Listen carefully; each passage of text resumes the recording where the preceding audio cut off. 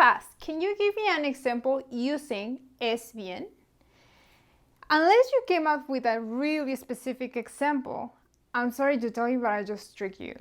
In this video, I'm going to teach you what the difference between bien and bueno is. I'm also going to give you some context and applications of these words. I'm going to give you that secret context that I was talking about. And I'm also going to give you a quiz so you can test your knowledge on these words. Hi everyone, I'm Daniela Sanchez and I'm here to help you become fluent in Spanish.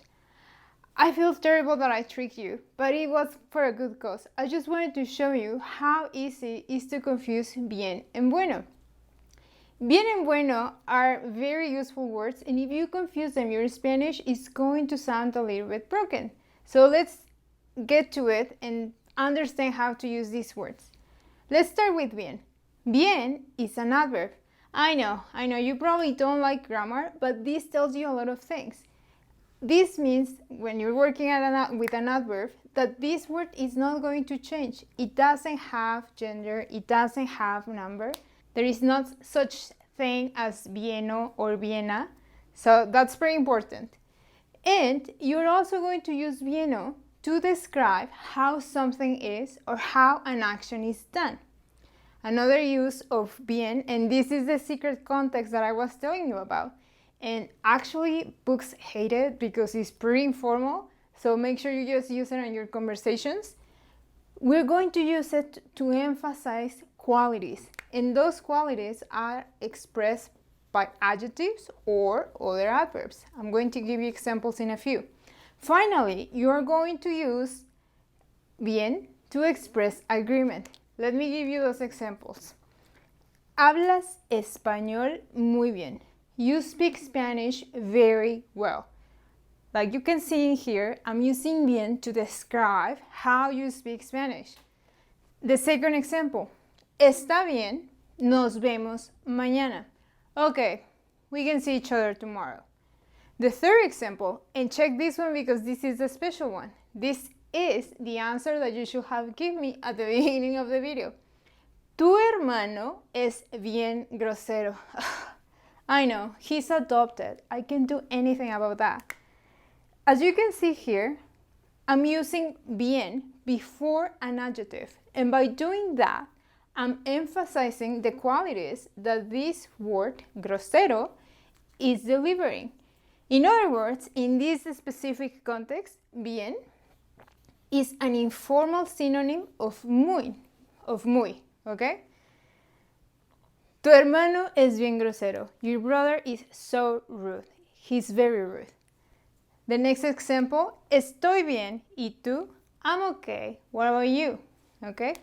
So, can I use es bien to show agreement, to express agreement to a plan or something?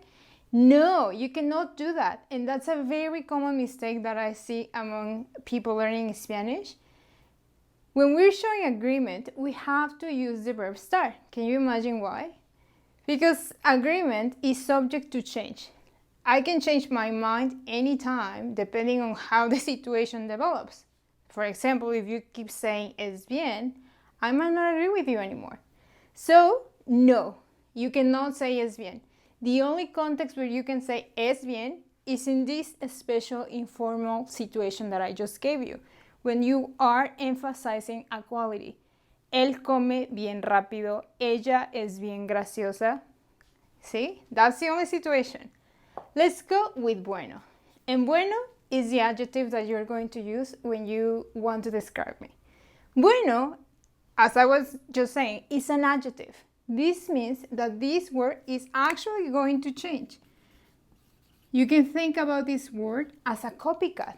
It's going to copy the gender and the number of the noun that it's working with. You are going to use bueno to describe something or someone, but you're also going to use it to say that someone is good at something. Finally, you can also use it to express agreement, but this is important. In this case, bueno works alone, no verbs. Let me show you. La pizza sabe muy buena. The pizza tastes very well.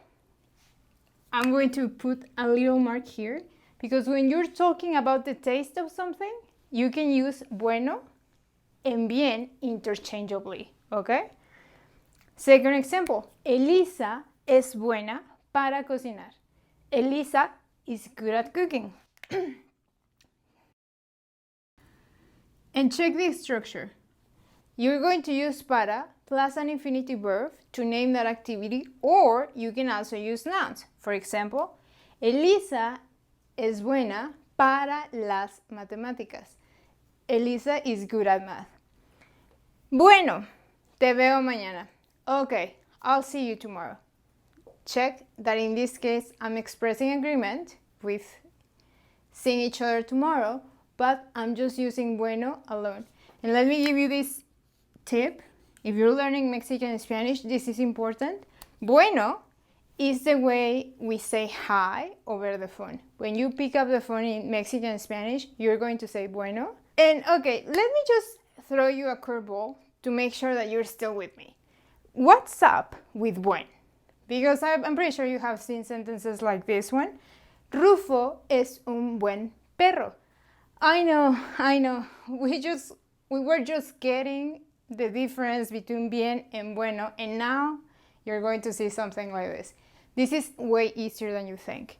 When we use buen, we're just simply deleting the o and bueno, so I can place that adjective before my noun.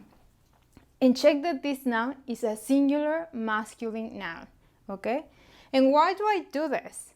The only reason we do this is to add emphasis to this quality.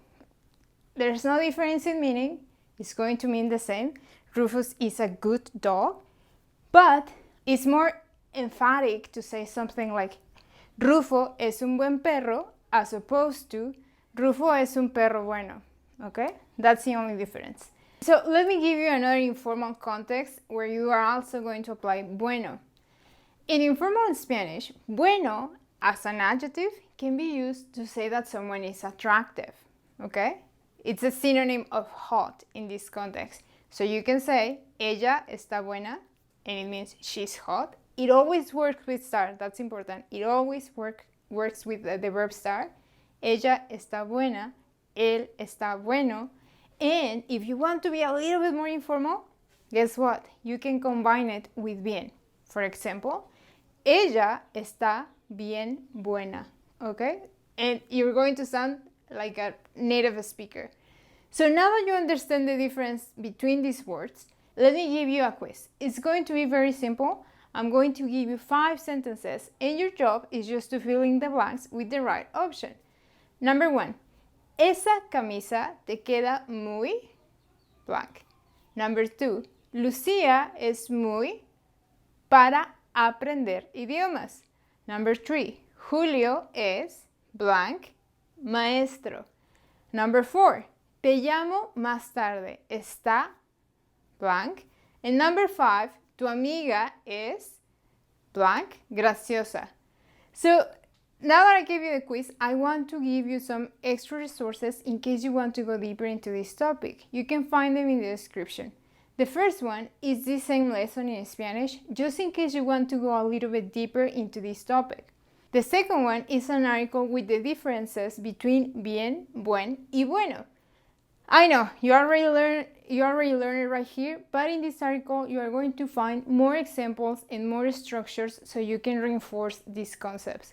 So that's it for today, guys. I hope you liked the video, and if you did, please hit the like button. I hope to see you soon. Bye!